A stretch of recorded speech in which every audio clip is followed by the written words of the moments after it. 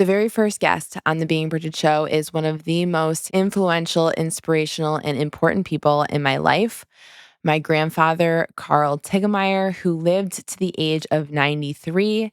And in this interview, we are going through all of his key tips for living a long, healthy life, not just to living a long life, but living it with a long health span, meaning living up until your time of death with the greatest health possible. This is an incredibly special episode for me to share with you because my grandpa and I filmed it about a year before he died.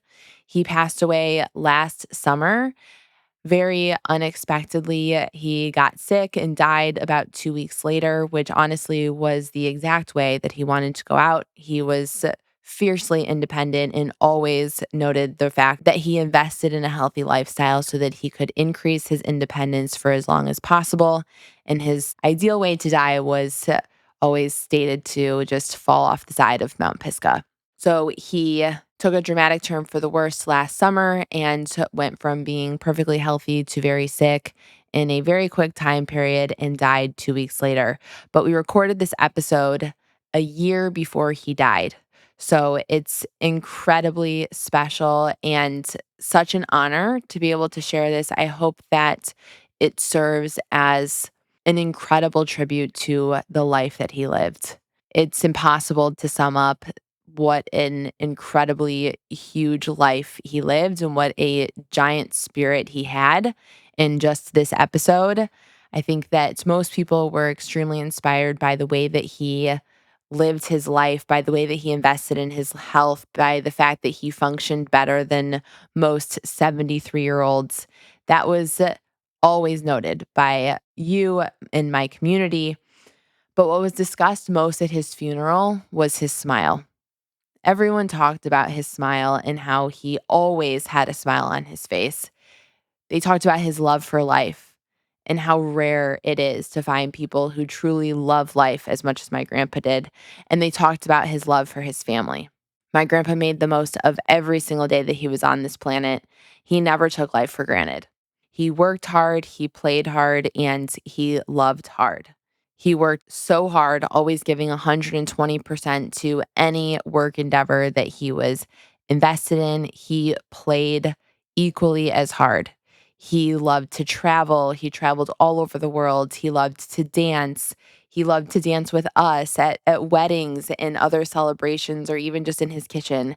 He loved to bike and he loved to swim laps in the pool and do water aerobics with all of his female neighbors. He loved to hike throughout Asheville.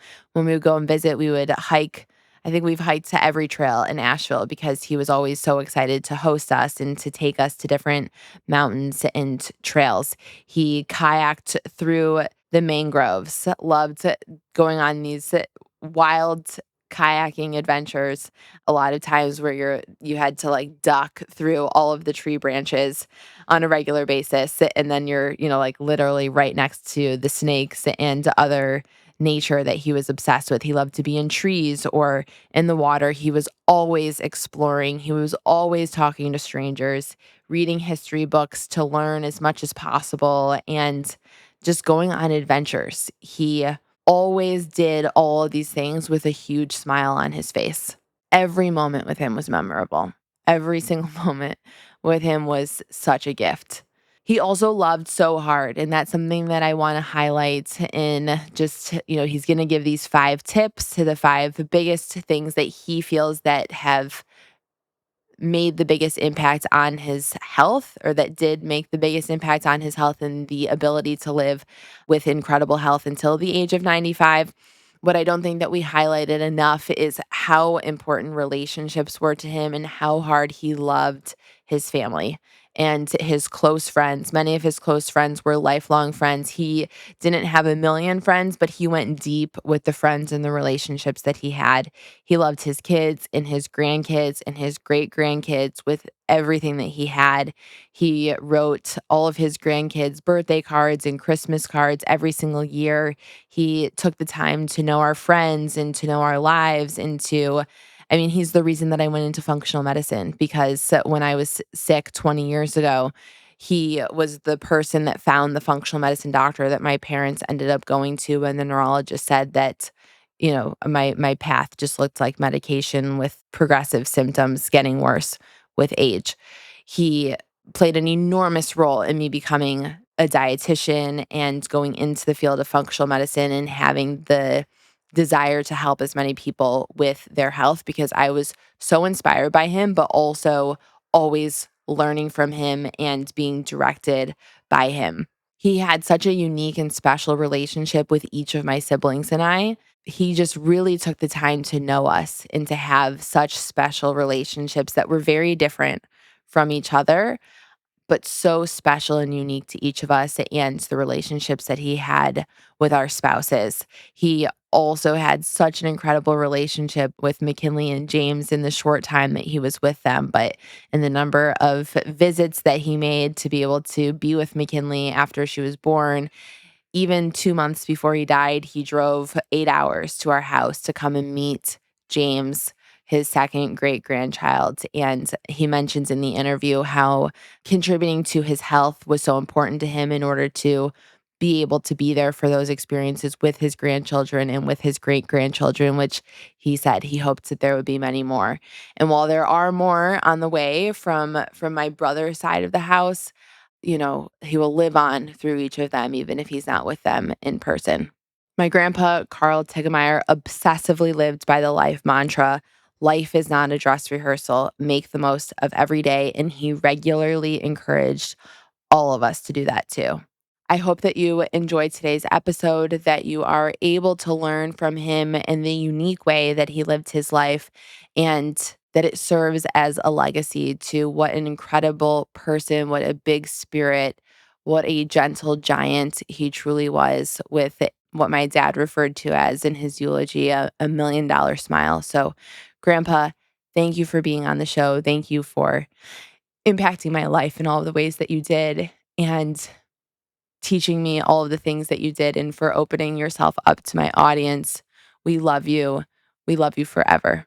Grandpa, it's so great to be here with you. You are 92 years old, and so many people are very inspired by you because you have better health and are more physically active and are more mentally sharp than most people that are 72 years old. So, we're going to talk about some of your secrets today because you often get asked by people that you uh, are around on a daily basis. How are you so healthy, so functional? So, we'll get into that. But I want to start with just asking, how do you feel about your health at 92 years old? I feel very fortunate, frankly. Most of my friends my age are no longer with us, and so I just feel incredibly blessed to be here, especially to meet my new great granddaughter. Your She's first great granddaughter. right, my very first, and she's so special. I had an opportunity to feed her this morning, as you know, and it's just incredible to watch those little features and see her grow. It's a wonderful experience. I hope there's many more. We hope so too. But anyway, you asked about how I feel. I've always felt that I was fairly strong. And then when you moved the other day, I tried to pick up Johnny's 60-pound weight, and I realized age has limitations. Johnny came and rescued me in a hurry and tossed that thing around like it was a little baseball or something, but I was having difficulty. Well, first, we appreciated you coming to our rescue because we had a moldy Airbnb that we had to move out of quickly. Right. So, not many people would be able to call their 92-year-old grandfather and say, we have this situation. We need to move out quickly. Can you please come and help us? You came over. We filled your entire car. You were making so many trips back and forth. We were like, Grandpa, don't lift that. That's probably too heavy. And you're like, I got it. He said, "We don't want anything to happen to your back." You're like, "My back is fine." And so I think that there's something to be said for the way that you continue to challenge yourself. Sometimes that actually can lead to not the greatest outcomes, like when you get in accidents on your bike, because that's frustrating for you that you can't move in the exact same way that you're used to, but you still continue to challenge yourself. That's what life's all about. It's full of challenges, mentally and physically. And if you don't stay active in both regards, you know what the other solution is? You go down backwards. And I never wanted to go backwards. I've always tried to be realistic about where I was in my life. And that came to roost this past winter. I was in Ave Maria, Florida, and they're wonderful bike paths. But uh, and I've ridden a road bike all my life, and we were returning from about a 15-mile um, trip, and we were crossing an intersection, and there were two cars. The guy on the curbside waved me on, and I started across behind the person in front of me. She made it. I didn't. And the guy never stopped. And so I did a quick right turn with my handlebar and ended up on the pavement. And fortunately, I had my helmet on, but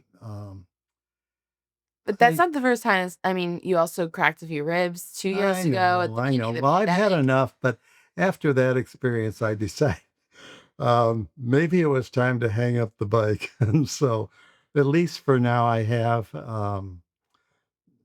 That I was starting to have difficulty hopping off it because I always, I was used to horseback riding and I always swung my leg over the saddle. And I did the same thing with the bike and I was starting to have difficulty doing that. And so I You said, also went horseback riding this past year, which many people were yeah, amazed that yeah, you were keeping up with everyone at 92 years yeah, old. right. Again, they needed a derrick to get me off. They wouldn't let me get off the way I normally would because of my age and insurance problems, I guess. But it was a little frustrating. But I think it speaks to the reality of like, well, your situation where you have to have the balance of like challenging yourself enough, but then also understanding parameters so that you're not creating a scenario where you're extremely where you get injured and Yeah. it's, detrimental to your health. The problem is if you do get injured, then you can't maintain your regular routine. I love to swim. And if I'm all scraped up from, you know, Biking or road rashes, yeah. I can't go in the pool. And likewise, if you have an open cut or something, you can't. So I'm careful when I'm cutting things. And uh, my Boy Scout days taught me good lessons. Yeah, it's amazing. And it's amazing to have an inside view of the way that you live your life because you are so motivated to participate in things that help you stay healthy, but in a way that doesn't feel like it's very forced. So, a really common question that came in when I polled my audience was, what motivates you to stay healthy?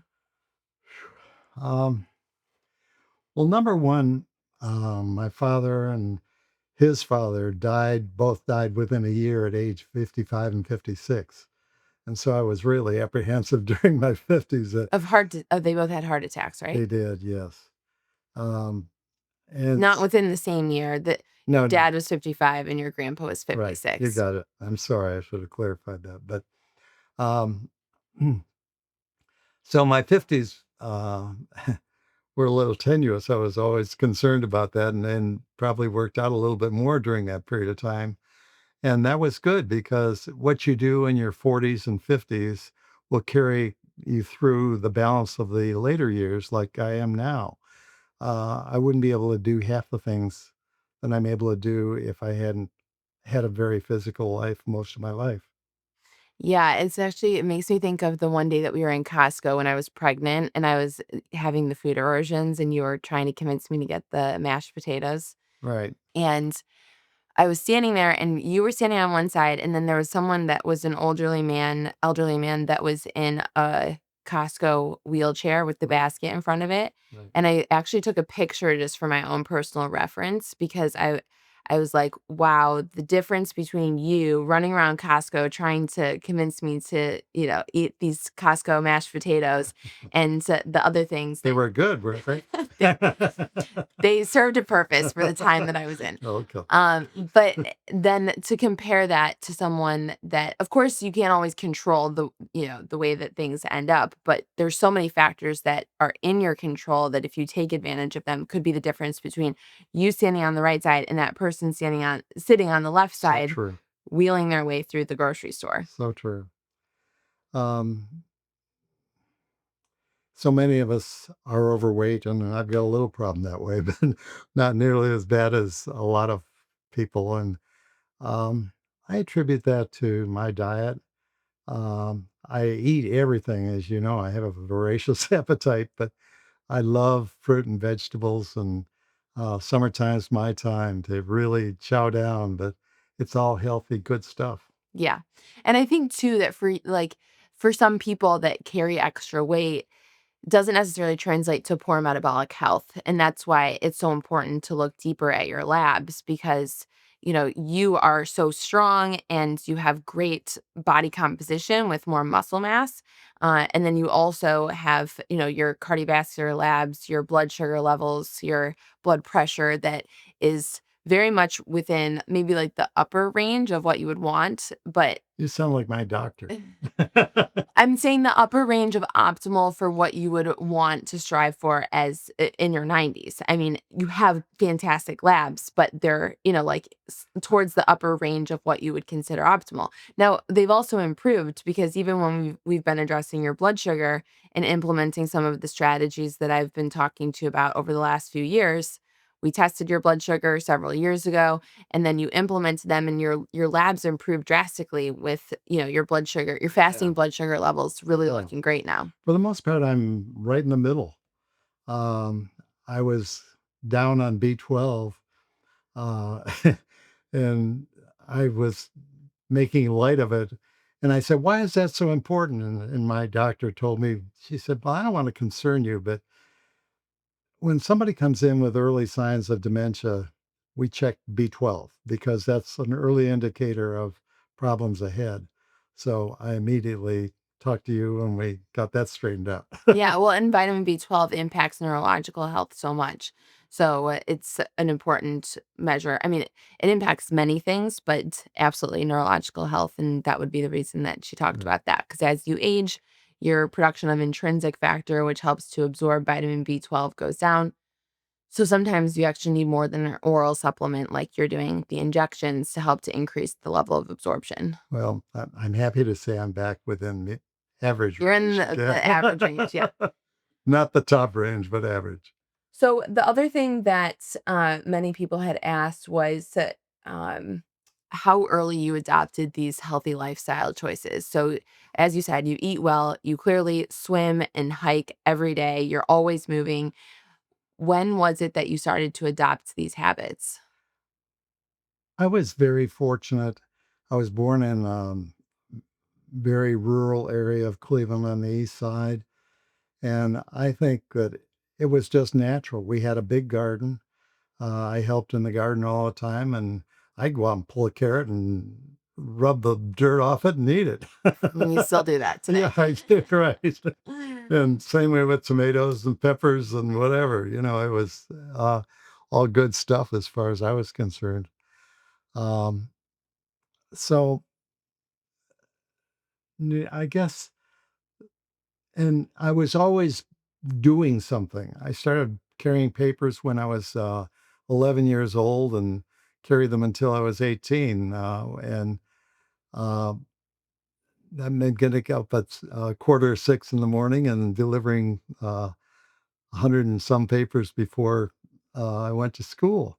But that was just what you did then. And I always rode my bike everywhere. It was a time of life when crime wasn't a big problem. As long as we were home by dinner time, our parents didn't worry about it, but there were no cell phones. They had no idea where I was. And half the time I was getting into trouble someplace. But normally I was at the baseball yard playing or something like that. And we just had a wonderful childhood, and I think it just extended from there on. Yeah, there's definitely times are very different. And so you then, as you got into your career, worked in the construction industry. So you didn't have a desk job necessarily. You weren't sitting at your desk all day long, like a lot of people now, I was there too much, but I sitting got at your out desk, whenever I could. but not as much as No, working a true desk job where you're sitting for 8 sure, hours a no. day. No, absolutely. Because the research now shows that it's not just about how much you're moving, like how much you're actually exercising, it's also about how much you're sitting. And sitting for 8 or more hours per day drastically increases your risk of heart disease, diabetes, all of the major killers. So being able to be constantly physically active and even getting in small bursts of walking or push-ups or things like that can really help. And for you, it was kind of naturally built into your routine. I pretty much have a daily routine now. I get up in the morning, and first thing I do is make my bed. Um, to me, maybe that was my naval air experience, but in the reserves. But it, it's like leaving dirty dishes in the sink. After a while, you say, "Why should I wash them? I'll use them again anyway." So I'll just rinse them out and use them, and then throw them back in the sink. And pretty soon, you get very uh, Uh, well, get very careless about your personal hygiene, the way your place looks. You aren't proud of it anymore. And so it's important discipline to me to make my bed in the morning before I go out into the kitchen. I've got a thing that I lie on. It's an arch on the floor, and you lay it on your stomach first, and it stretches your back muscles. And I do reverse sit ups on it, and then I'll lay on my back and I'll do sit ups this way. And I always feel better after I do it. That's why I do it. It's a self fulfilling thing for me. And then I go out to the kitchen, and while I'm still old fashioned, instead of the fancy coffee makers, well, I drink instant. And Instant coffee. yeah, my guests always bring their own coffee when they come visit. That's true. Yeah, I know. Whole Foods, here we come. Anyway, so while my water's warming up in the microwave, go to the counter and I do about 30 push-ups, counter push-ups. I have both knees replaced about 25 years ago, and I have difficulty getting up off the floor now. So I can't do floor push-ups, but that doesn't mean you can't do counter push-ups. So I just do more counter push-ups than I would if I was doing them on the floor, and hopefully I get about the same exercise. Yeah, it's one of those mindsets that's like, truly, if you don't use it, you lose it, Right. which is even what your doctor said when I came to take care of you after your other not your knee replacement, but your knee surgery 4 years ago. When I came to visit you and I would wake up and you'd be moving around the house with your walker and getting dishes and things, and I'd say, "Grandpa, let me do that for you." And you're like, "No, cut it out. I need to do this to expedite my recovery." And when we went to the doctor for your follow-up, I said, "Will you please tell him to sit down and let me take care of him?" And your doctor, who was in his 60s and idolized you, Or better. was like, "No, don't you understand that this is the secret that he has? The reason that he has such amazing health is because he doesn't just let himself sit there and recover," which was a little bit hard for me to accept because You I were amazing. I Thank felt you. like, You're a good nurse. "Ugh, thanks, grandpa." Not the best, but I remember when you took me to the doctor this first for my first visit back. I had a brace that went from my ankle up to my hip, and we just and like you just stretched me across the rear seat in your of my Jetta. Jetta, my little Jetta, and then there's I like didn't quite you at fit, but 6'2". Yeah, that was really we funny. made it. We made it. So I think that it speaks to that idea that like if you don't use it, you lose it. Absolutely. And the interesting thing about you is that you have been doing these things for so long before they were ever trendy or popular. Now, people are, wearing Fitbits and Apple Watches and tracking their steps and they're trying to eat organic. And that was not a popular thing when you were doing it 40 years ago, 30 years ago, 20 years ago, even. So the fact that you always just used common sense and listened to your body and listened intuitively to what feels best for you. And even like sometimes when doctors were giving you unnecessary medications, you were always, very quick to push back on it, say, what can I do within my lifestyle? Like that was not always the most common, but you've always done it. Right. They um I had a fight between two doctors one time. And Anyway, I was able to reduce my pill, I don't think I've heard that story. and I won't even go into it. But it was, I've always had stomach acid problem, and so I was on Nexium, uh, which you've weaned me off of somewhat. But I finally, she wanted me to have 2 pills a day, and I finally decided that the biggest problem I had was I was drinking maybe 2 drinks at night instead of just 1, and I was drinking too late after maybe have a drink after dinner, which is really ridiculous. And so I started eating a little earlier, and I've never liked desserts. I mean, I don't allow myself to have desserts normally. Um, and and I follow your rule normally, uh, about having a variety of colors in my food, and that gives me a variety of vitamins and minerals, and so that's been my concept basically of eating and enjoying food. Yeah, and then you stopped also drinking it you decreased your alcohol to 1 drink Right. instead of 2, and that helped with the acid reflux. And I drink earlier. I drink before I have a meal now, and so I'm drinking maybe at 5 o'clock. And I'm in a retirement community, as you know, in Asheville, North Carolina, um, where they take you all the way through the rest of your life. And I'm You have a condo there. yeah, I'm independent, living in a condo, and it's wonderful because I walk out my door, and I'm on an incline of about 10 degrees. There's hills wherever you walk, Yeah, everywhere. and the nice thing, I can still go down in the woods. There's lots of paths that are leveled, reasonably leveled, with wood chips and things, so I can still walk in the woods anytime I want. And when I feel like really getting exercise, I go to the Mountain to Sea Trail, which again is close by and right next to the Blue Ridge Parkway, and really get a workout. Yeah, I mean, it's amazing the way that you move and always prioritize it.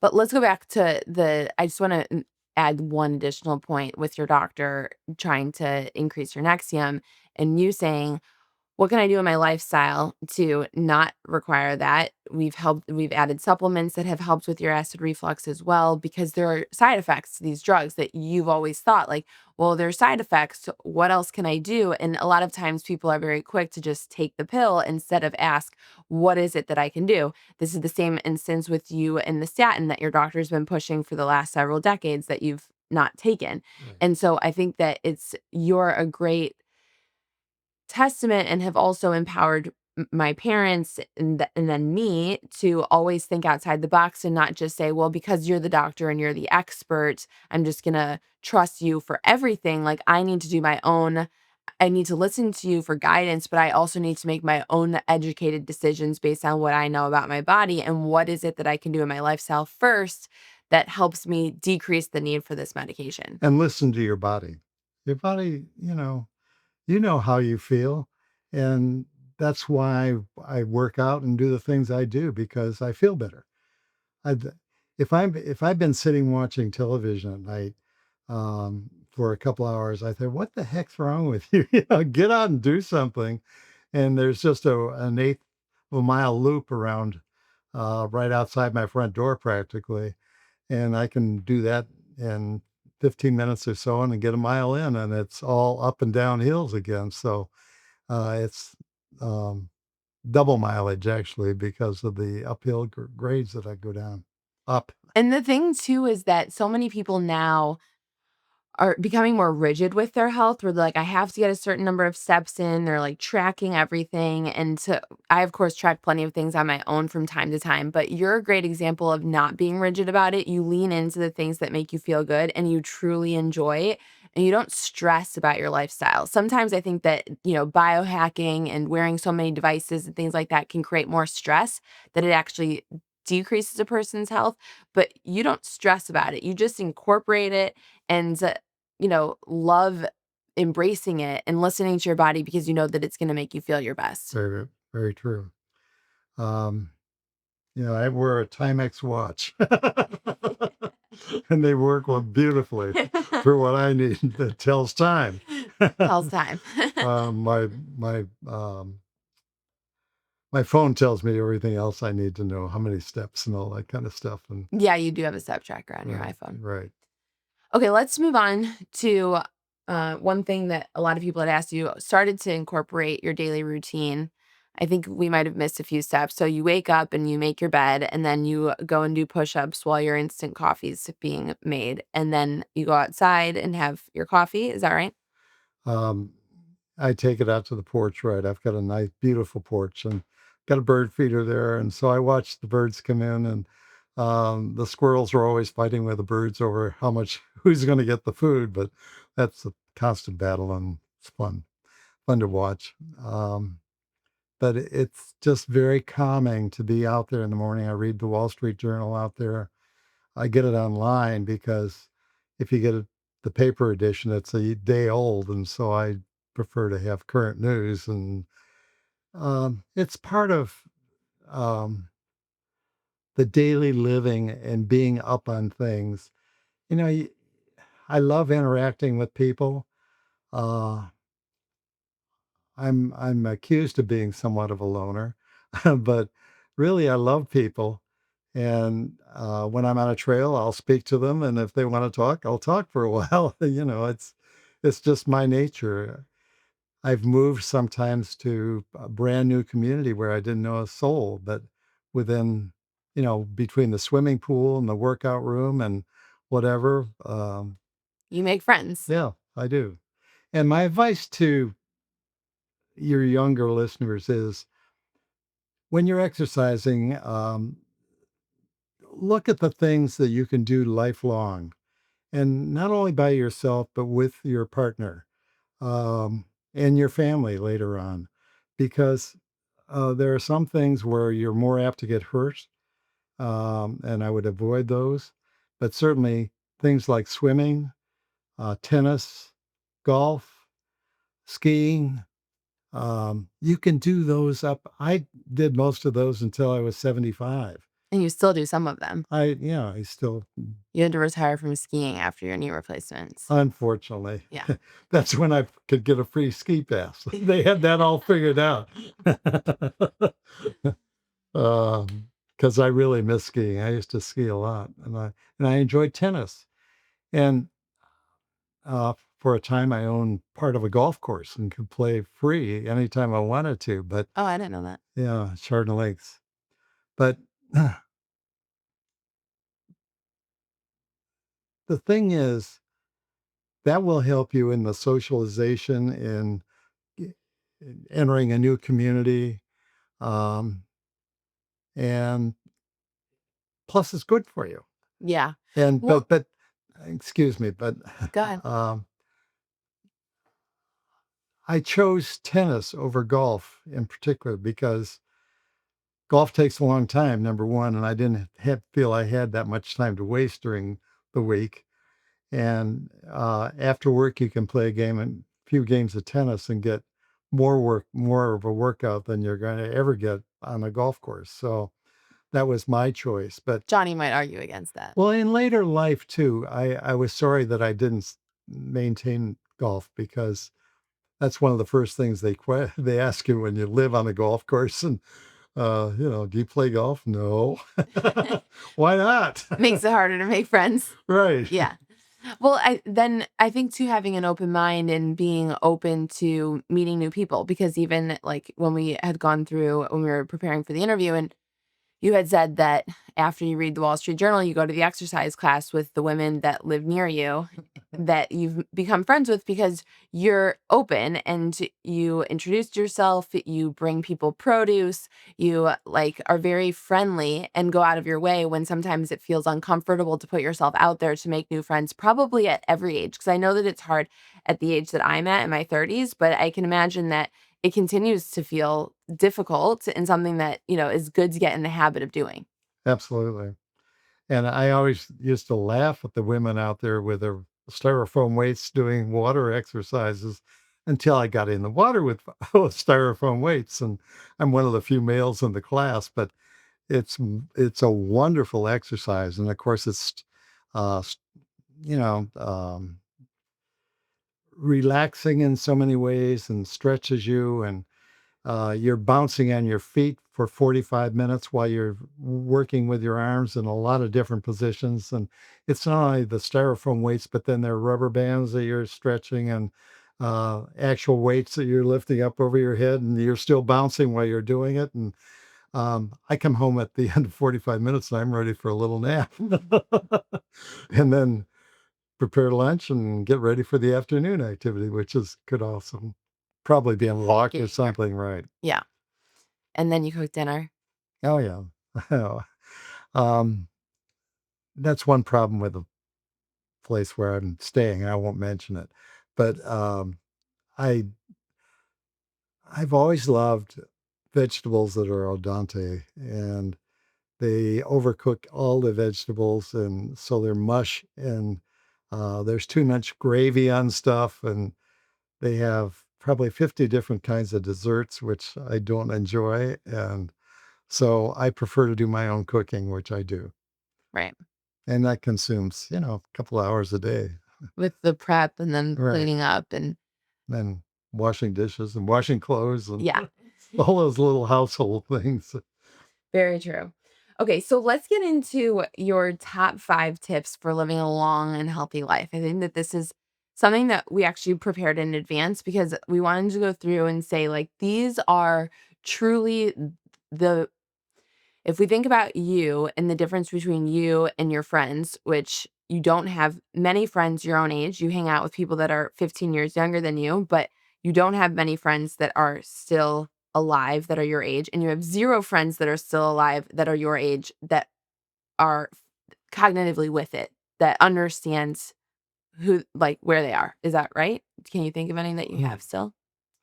Um, there's one or two, but most of them are not able to walk or something. They're impaired in some way. Or they don't recognize you or Right. s you know I, again, I'm so fortunate. I still, the only glasses I need are when I'm reading.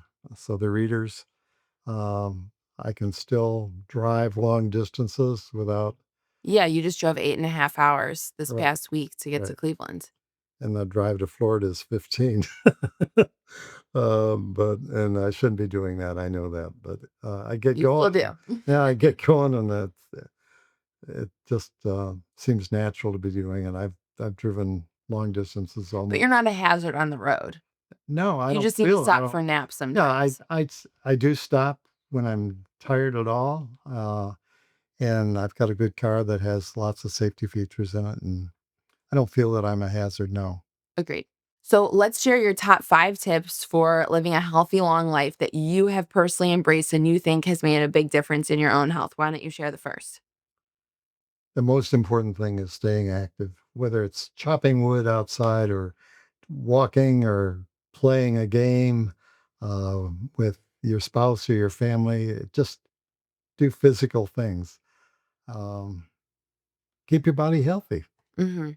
And I think and the strength piece is so big, continuing to add the resistance training and those sorts of things to challenge your body so that you're able to age well, decrease your risk of falls, fractures, those sorts of things. Absolutely. And as you've always pointed out, that a motive for you is to live an independent life for as long as possible, that you don't want to be taken care of for 20 years. You've always had a strong desire and will to not require that and to incorporate movement decades prior to help to increase your functionality as you age. Well, also, I wanted to live to see my grandchildren too and great grandchildren and enjoy them. And I have. After my divorce, I've built a little A-frame out on a small lake, and we had so much fun out there teaching you guys and all your friends how to swim and water Water ski. ski, how to trapeze, and It was the best. Yeah, it was in the woods and we would spend every weekend. I would bring my friends out to spend even right. like a week or 2 weeks when we were in middle school. But yeah, those were really special times. And that was something so you got divorced when you were 47? Yes, 47, 48, something like that. And so that was also when you really started to increase your physical activity because you said last night when we were talking that you started swimming more and Well, once I moved to the lake, I swam every day, and it was um, when we'd be out in the boat, the swim into the dock was probably from the lake down this little finger was probably a half a mile, and we thought nothing of.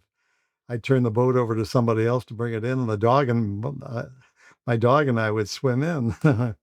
He was a lab, and he loved the water, and he was the hood ornament on my boat. He'd stand up there with his ears flopping back. It was fun. Beckett was his name. Yeah, I have memories of you swimming in, from Right. when I was even in high school. Okay, so staying active, number 1, you've listed several examples of how you do that on a daily basis, and that is something that is so just drastically different about you compared to other people that are your age who no longer have the ability to move because they weren't maintaining that physical activity True. throughout their life. Number 2 is that you spend time in nature, a lot of time in nature. I love it. I always have, and I think that's again uh, the beginnings was in my Boy Scout years. I was in the Scouts for 5 years, I think, and became a Life Scout. I never quite made Eagle, but I was close, but I got too old, and so anyway. But I've always loved nature. Um, we had a woods down at the end of the street, and that was our playground when I was growing up, when I was youngster, and And then you moved to the A-frame that you had the woods there, right. you lived in the woods there, you currently live in the woods in Asheville. The thing about the woods is it's so peaceful and there's so much going on if you'll just take the time to look at it. Little plants that are growing and what are they and how did they get there? And did a squirrel do that or was it a bird that came by? Or it just creates lots of questions in your mind. And um, the way trees nurture their young until they die, and then the strongest of the young patch below the canopy of the tree sprouts up. It's a race to see who can get to the sun quick enough, who becomes the next mother and of again the saplings that are down below. And it's just so many fascinating things about the woods, and it's a good place to get rid of the daily stress that you have. For me, Yeah, that's a huge thing is that you don't have a lot of stress. I compartmentalize that. I won't say that I don't have stress or haven't had a lot of stress in my lifetime, but um, once I've dealt with it, it's done for a while, and I go for a walk in the woods, or I'll go for a swim, or just whatever, play with a dog, or just Yeah. Activate your parasympathetic nervous system. right. Yeah, well, you said it better than I did. I think there's true health benefits that are, more and more research is coming out there actually going to consider making a recommendation for 120 minutes spent in nature per week as a health guideline to help to improve people's health because of how much nature actually does Oh, create that central nervous system regulation and to really mental stimulation and all the things that you're mentioning. And it's so interesting going on walks with you in the woods or when we are in nature because you're able to call out every plant, every type of tree. You have an app on your phone so that if you can't, you're continuing to learn about new ones. And so I think that's interesting as well. And as you talked about how you think about this synergy with the trees and nature and how they, sustain and support one another through the root system, and how you've taught us so much, even just a few years ago, gifting all of your grandchildren The Hidden Life of Trees, which is a fantastic book that I know you've read several times because I have. of how much it's incorporated the things that interest you so much. Right. It's amazing.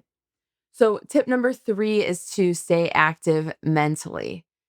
This is something that you absolutely do. I'm sure that it's apparent to people that are watching that you continue to learn and grow mentally and stay stimulated.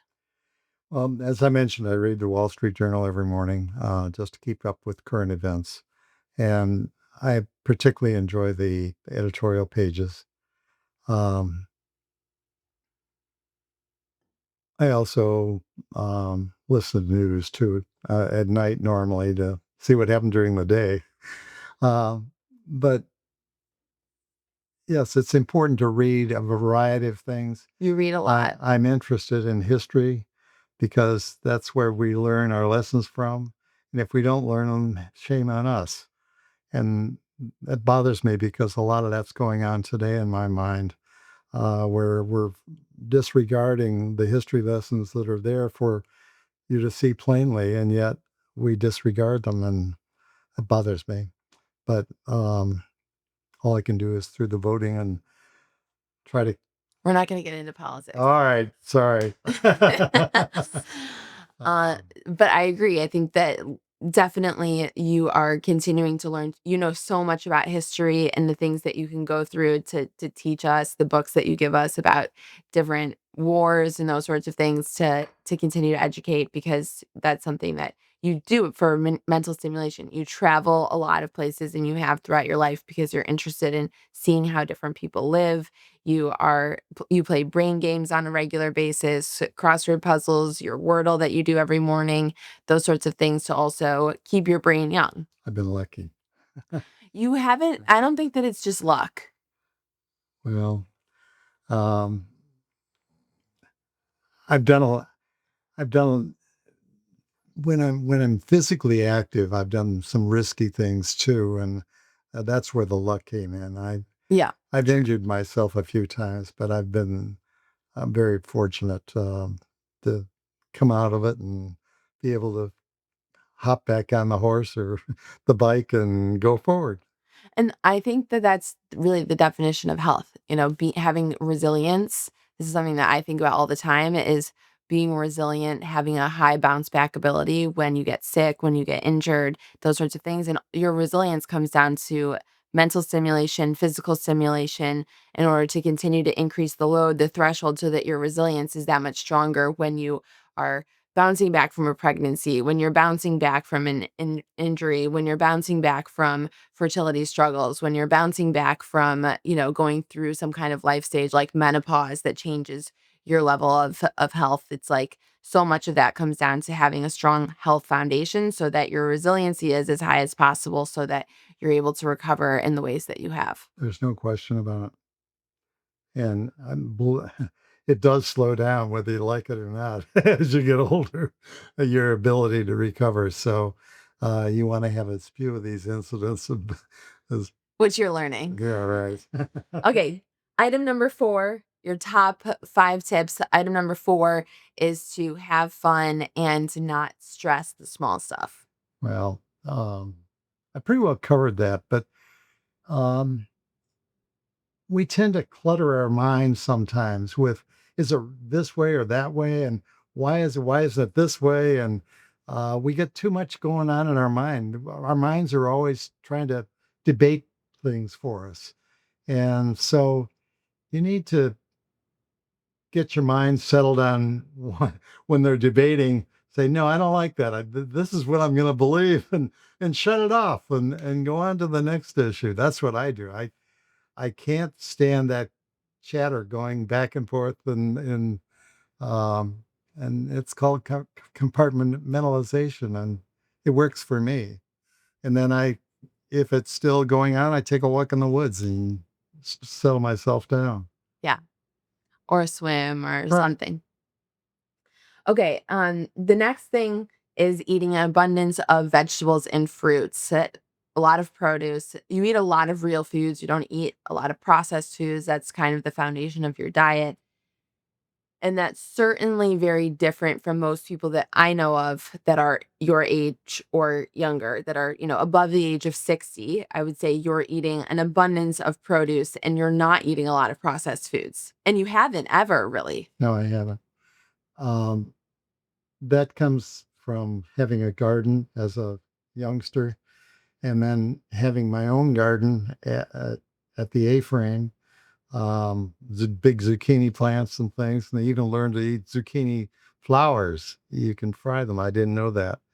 But somebody came Pan out one fried. time. Yes, somebody came out and said, "Oh, let's do this." I said, "That's going to grow into a big zucchini. Why would I do that?" There were so many of them, it didn't make any difference. But um, But you don't even have to have a garden because right now you don't have a garden and you still go to the farmer's I market know. regularly. Well, that's the other thing I was going to mention. It's just fortunate that I've always lived close to either a vegetable stand or a farmer's market. And right now, Rather than go to the store and buy tomatoes, I go to the farmer's market and buy a big box of tomatoes for $12 or $16 maybe. If you were And buying organic, they'd be more expensive than that.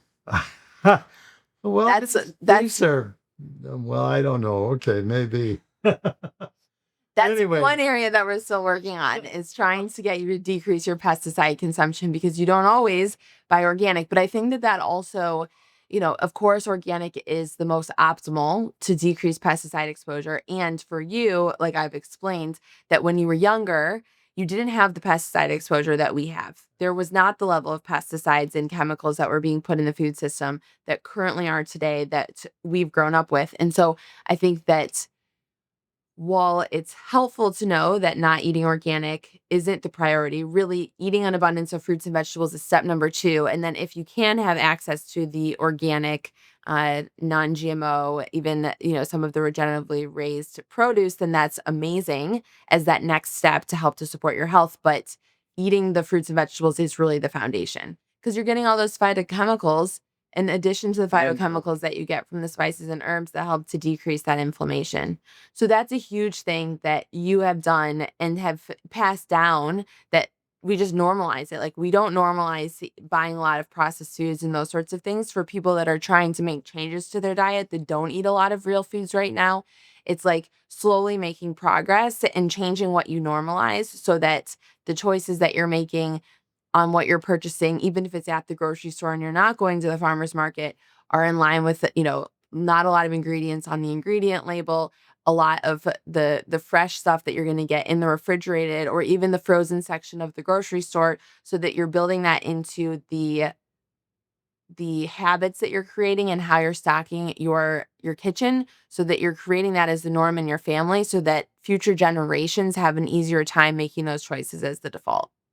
well, the one thing you have taught me, so you don't think I'm a total non-student. I think I've taught you a lot of I things. know you have, but as it relates to um, Health, organic nutrition. organic Oh, stuff, vegetables primarily, is that the thin skins ones are the ones that you definitely should be buying organic. And when I'm in a store, I always do. yeah, you have started to do that, which is good. Um, and grapes are the same way, and um, Berries. yeah, watermelons I don't pay much attention to. Yeah, you love watermelon. Yeah, and they're thick skinned, and they may have been sprayed, but I'm assuming that it's not in the flesh that I'm eating at this Not point. to the level. Right. Right. It's true. And while you eat a lot of produce, you still eat animal products. So you're not a vegetarian, you're not vegan by any Correct. means. You have a very balanced diet overall.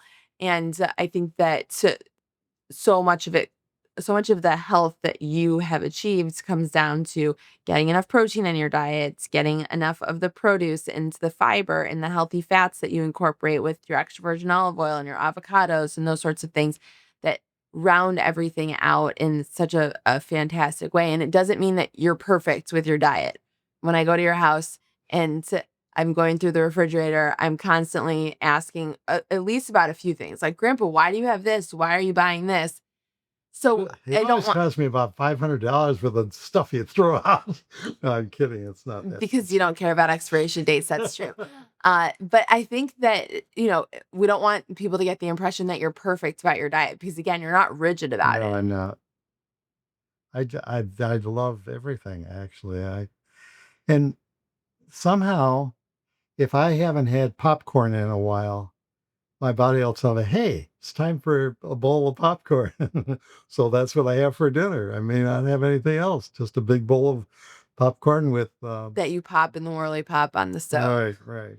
Yeah, we're not promoting eating popcorn for dinner. I know that. But we are promoting the fact that it doesn't need to be so rigid. You don't have to be perfect with every single meal in order to, get to this point of being 92 years old and having great health. It can it's like it's a game. Health is a game of endurance. I say it all the time. So what can you sustain long term versus trying to focus on being perfect in the short term? Let's get on to your supplements. Another common question that people asked was your supplement routine. We should add the disclaimer that you don't consistently take all of your supplements that I recommend for you, but the It's ones that true. you do consistently take and have taken over the years are what? I take two things for my eyes. Um, A vision supplement right. Uh, that has certain antioxidants in it, vitamin A, and a few other correct. And the ingredients. reason I did that was my ophthalmologist wanted to squeeze my eyelids because my duct glands weren't secreting enough moisture. And I said, Boy, that sounds awfully painful." And plus, it was very expensive. And so I talked to my internist about it, and she said, "Start on fish oil." And so you started fish oil as well. So fish oil is the second one that you're Right. taking, which is not only going to be helpful for your eye health, but will also be helpful for your cognition, which is why I'm consistently reminding you to make sure that you're continuing to take it, and your cardiovascular health. And the third, it would be my Heartburn supplement. heartburn. Yeah. Um, So we are trying, you've decreased your Nexium use and you've incorporated certain supplements that help with the heartburn. And then vitamin B12 is something that you take consistently in an injection form as well. correct. Correct. I think that covers it. I That's think the that's list. it. Yeah. I wish you took a few more, but I think that it's You've tried. I won't stop trying.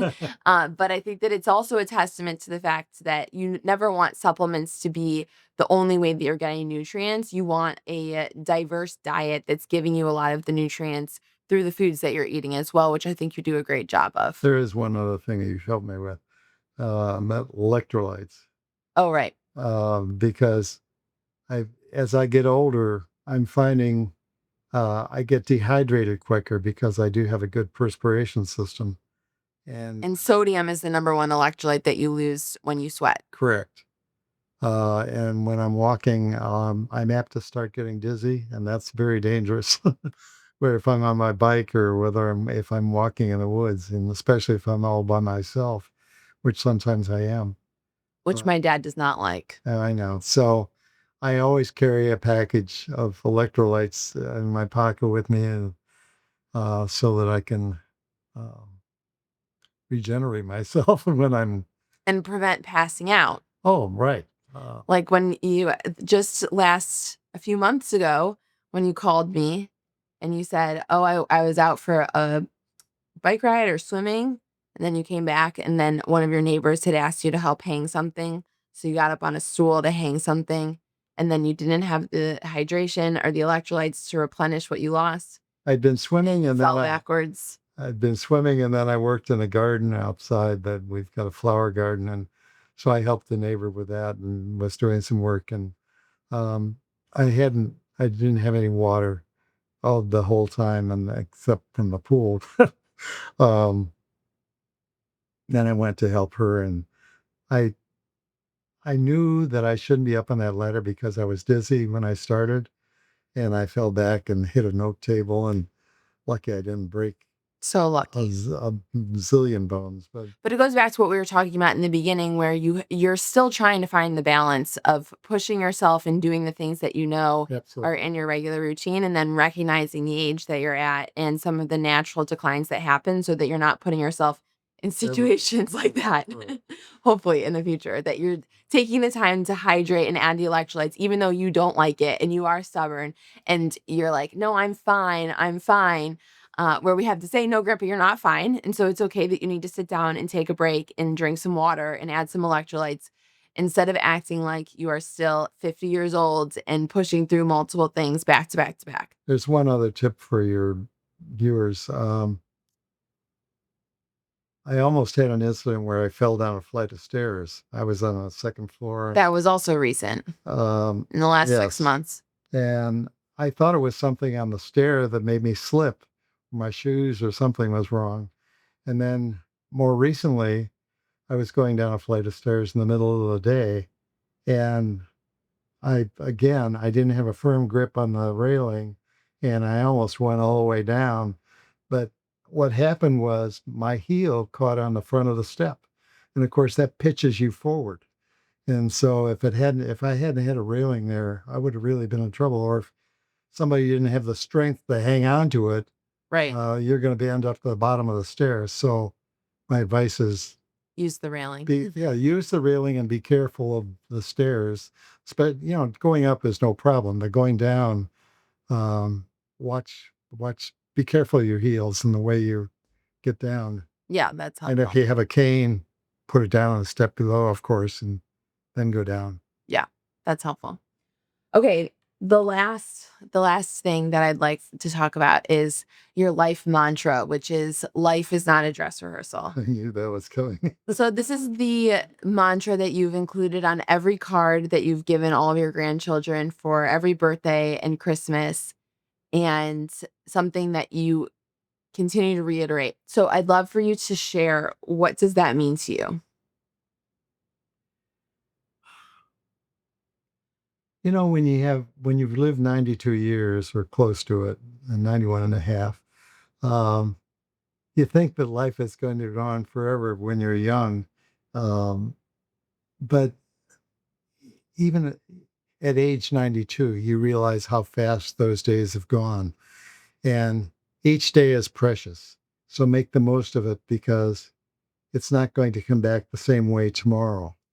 And so whatever you do today also develops your habits for what going to be doing lifelong. And so it's extremely important to make the most of each day. Don't waste them. Have fun. Have some joy in your life and live a long life. Yeah, I love that. That like makes me tear up because I feel like that is the summary of how you've lived, and the example that you've provided for us and for so many other people that you don't even know who are inspired by you and your journey. I appreciate the opportunity. Thank you. Love you, Gramps. Love you too, sweetheart.